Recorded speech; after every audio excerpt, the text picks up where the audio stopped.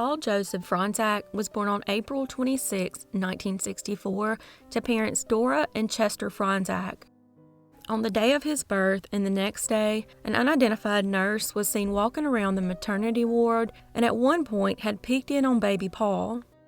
The day after Paul was born, that same woman dressed as a nurse entered their room at the Michael Reese Hospital in Chicago and said the doctor wanted to see the baby. Turns out, the woman was not a nurse, and the baby was never returned. The woman was actually a kidnapper and a habitual criminal. Soon after, the biggest manhunt in Chicago's history began. All they had was 2 photos of the newborn after birth, and he had not yet gotten a hand or footprint, and they did not know the baby's blood type, and DNA was not being tested at this time. A cab driver recalled picking them up at the hospital and dropping them off at the intersection of 35th and Halstead in Chicago. The nearby residents were all questioned, but no sign of the woman and the baby was found. The case would eventually go cold until 14 months later when the Fronczaks were contacted by the FBI. They said that a toddler found in Newark, New Jersey, was abandoned in a stroller in a shopping center parking lot, and he resembled their son. They determined this by comparing the shape of the baby's ear to the newborn in the photo. The FBI also took pictures and even went as far as to create a mold of his ear for comparison.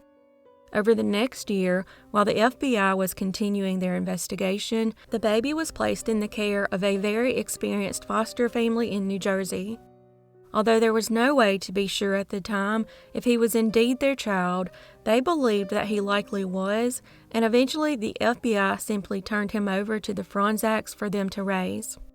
Paul, unaware of the history of events at age 10, had always felt like he was someone else.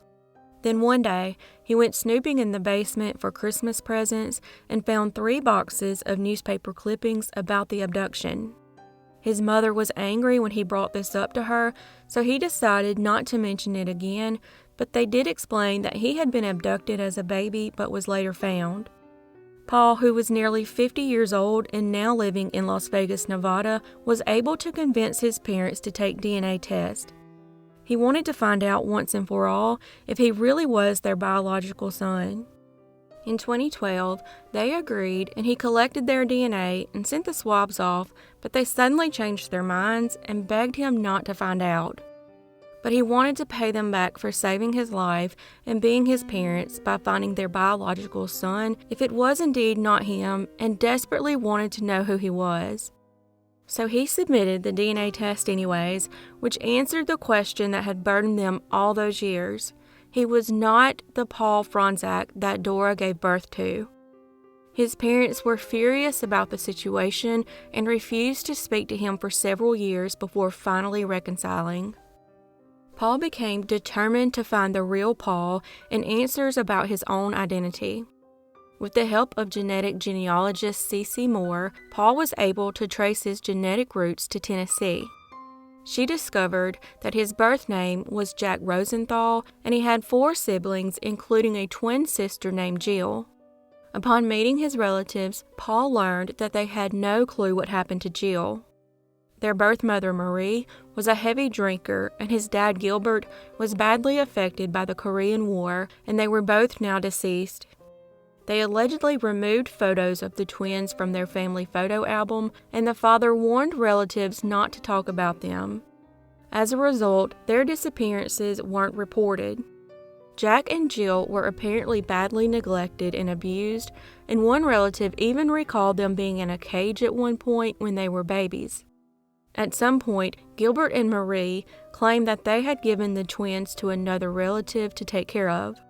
Even with all this information, Paul still has no idea what happened to his twin sister Jill. In 2019, after Paul went public about his story and his desire to find his sister Jill and the real Paul Fronczak, a Facebook page for tips was created, which prompted the FBI to reopen the case. Genealogist C.C. Moore helped Paul track down biological relatives by submitting his DNA to 3 different companies. The connection started being made with a third cousin and then a second cousin and so forth. Paul would eventually discover his biological surviving siblings, but sadly, they declined to connect with him. On his journey to find his twin sister, he has gone to prior addresses and dug up the backyard looking for bones, and even used ground-penetrating radar. He did this because he initially suspected she had been murdered, and that's why he was abandoned, so all his parents had to say was they were taken in together by another family. An artist created a picture of what Jill may look like in case she was also abandoned and grew up not knowing her true identity, but it's now believed that her disappearance is most likely related to foul play. Paul later briefly acted in movies and was a stand-in in the movie Ocean's 11 and later began working at a college. He decided to keep his name and went on to write a book titled The Foundling, a true story about his life.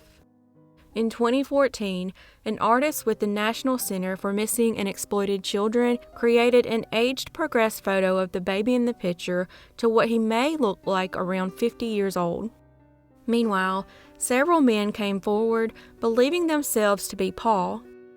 A friend of Sam Miller saw the photo and notified him that it looked very similar to him. He was the right age and grew up in a suburb of Chicago, and when comparing his baby picture to the stolen baby, they were strikingly similar. He also had been adopted and didn't find out until he was a grown man in need of a kidney transplant from a possible family member. He provided his DNA to the FBI, but he turned out not to be Paul Fronczak. In 2015, C.C. Moore finally located the real Paul Fronczak in rural Michigan. He had gone by the name Kevin Beatty his entire life and had been given the birth date March 14, 1964, weeks earlier than his true birth date. He was raised by Robert and Lorraine Fountain in the very small town of Manton, Michigan, and had spent his life working as a mold maker and machinist. He became the father of 3 daughters and later a grandfather of 4. His mother, Lorraine, died in 2004 and had reportedly told people that she dated a man in Chicago and returned to Michigan with an infant she had with the man.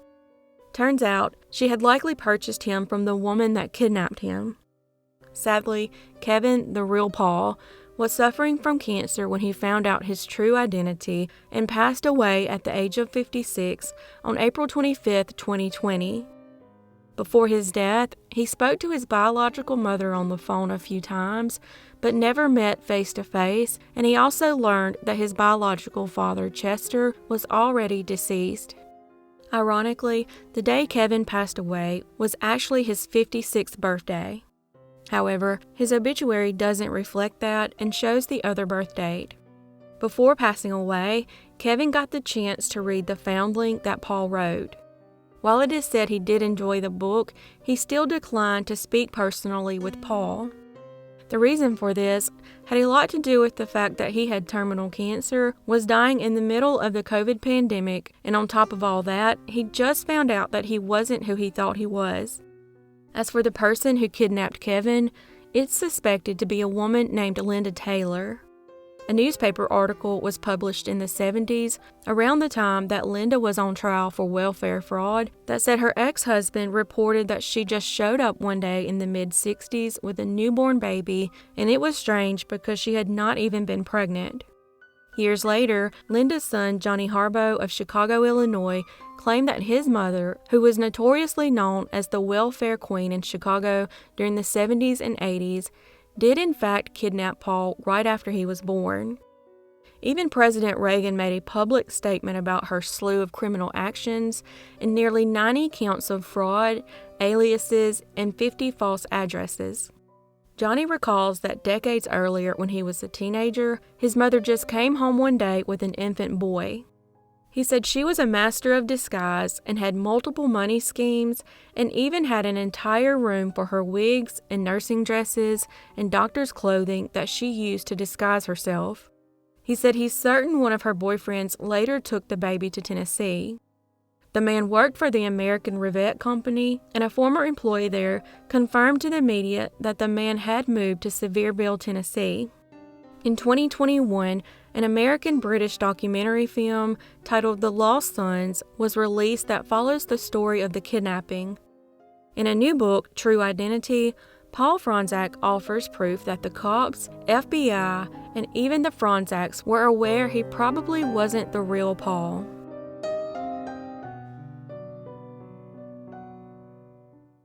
Nadine Cohen Madger was born on October 4, 1954, to parents Annette and Isaac Cohen. Nadine graduated Cleveland Heights High School in 1973 and then married a man named Mark Madger. The couple lived in the small town of Willoughby, Ohio, in the 37,500 block of Grove Avenue and had a son named Daniel.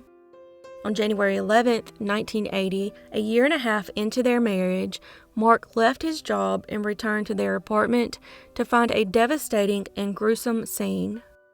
25-year-old Nadine was found on the floor of the dining room, fatally stabbed in a way described as severe overkill. Thankfully, their 6-month-old son was found unharmed in a playpen nearby, but had likely witnessed his mother's horrible murder.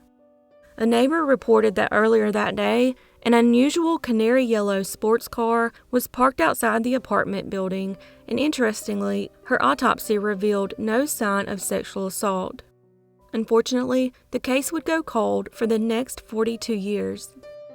In 1996, the bloodied shirt Nadine was wearing was tested, and amidst her own blood, the crime lab discovered blood of an unknown male. Then in 2014, the lab analyzed the bloodstain pattern on the shirt, and it was determined that the injured killer had likely stood over Nadine, dripping his blood onto her. But the case remained cold until finally they got a break thanks to advancements in DNA. In 2018, Parabon created a DNA profile using the suspect's blood. They created a snapshot that revealed the suspect's physical characteristics. He was a Caucasian man with blue eyes and blonde hair and of Eastern European descent. This information eliminated a lot of suspects off the investigators' list. Then a genetic genealogist began the tedious task of locating a possible suspect by creating and researching a family tree beginning all the way back to the 1800s. She came to the name of a likely suspect, Stephen Joseph Simcak, and provided his name to detectives. Simcak died in 2018, so his DNA could not be compared directly. So investigators discovered a grandson who had died before him, and the coroner's office still had that DNA, which they were able to test and ultimately conclude that Simcak was indeed the killer. Also, the lead investigator with the Willoughby Police Department reached out to Simcak's children, who agreed to provide their DNA on April 28, 2022. Again, this led to a match. Initially, no one knew who this man was and why he would want to murder Nadine, and police asked for anyone that might have information to come forward. Investigators were able to learn that Simcak owned a bright yellow Dodge Dart in 1980, which matched the car the neighbor saw. He also worked at Lincoln Electric, where old records showed that in the entire year, he had missed only one day, January 11th, the day of the murder. In fact, it was later determined that in his 36 years of employment at Lincoln Electric, he only called in sick that one day. From what I've learned, no one can understand why a married man would take the day off from work to murder a woman he may not have known and leave no obvious signs of sexual assault as the motive. Police said that he had been married to the same woman since 1963 and had no criminal record. He was in the Marines in the late 1950s, lived on Sunset Drive in Eastlake from 1963 to 2002, the same city as the Madger family. He then retired and lived in Bemis Point, New York from 2002 until his death. Daniel, now a grown man who was only 6 months old when he witnessed the murder of his mother, was angry that Simcak would not face justice and died a free man, and he took away ever being able to have a bond or hug his mother. On July 13, 2022, he and his father attended the press conference addressing Simcak's family. stating that he has no animosity towards them, but he surely does for Simcak, and told of the gruesome image that has stuck in his head all these years of his wife lying murdered on the floor, and said he hopes Simcak is rotting in hell for what he has done.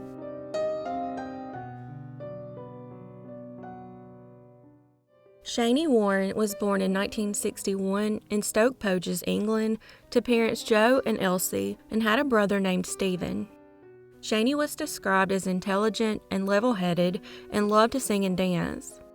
She also came from a loving and wealthy family, and at the age of 26, she was living in Stoke Poges, Buckinghamshire. On the morning of Good Friday in 1987, Shani decided to mow her lawn and stopped by her uncle's house first, chatted, and borrowed an extension lead for her lawnmower. She finished up her yard work at 5 p.m. and had plans to meet up with a friend. She was excited to meet up with her friend and had brought along an Easter egg and a bottle of champagne as it was Easter weekend, but sadly she would never make it. The next morning, Marjorie Arnold, along with her German Shepherd, took a stroll around Taplow Lake, Buckinghamshire. Her dog led her over to a deceased woman's body in 1.5 feet of water near the shore. Panicked, the woman ran to flag down a passing vehicle. Marjorie and the other person dragged the woman up the shore, hoping to perform CPR, but quickly realized she was way past being saved. She was gagged with a blue scarf, and her hands were tied behind her back with jumper cables, and a rope was used to bind her feet. When police arrived to the scene, they searched a nearby car that contained bags of grass clippings, and the driver's seat was found fully reclined. The car was a new black Cavalier and strangely would not go into gear. The body was soon determined to be that of Shani, and she was taken for an autopsy by pathologist Ben Davies, who had just been reinstated to the Home Office list of approved pathologists after being removed. Outrageously, despite being discovered gagged and bound with ligature marks around her neck and bruises on her body, he ruled her death a suicide because there was no sign of a struggle and no footprints were found with her stiletto shoe prints. He said he could provide 3 other samples of people who had gagged themselves before drowning themselves. It would be several more days before her death was treated as suspicious, which means the critical first 48 hours into her murder investigation had been lost. Even Detective Superintendent at the time, Tony Miller, suggested that she may have bound and gagged herself. The press would dub Shani the Lady of the Lake.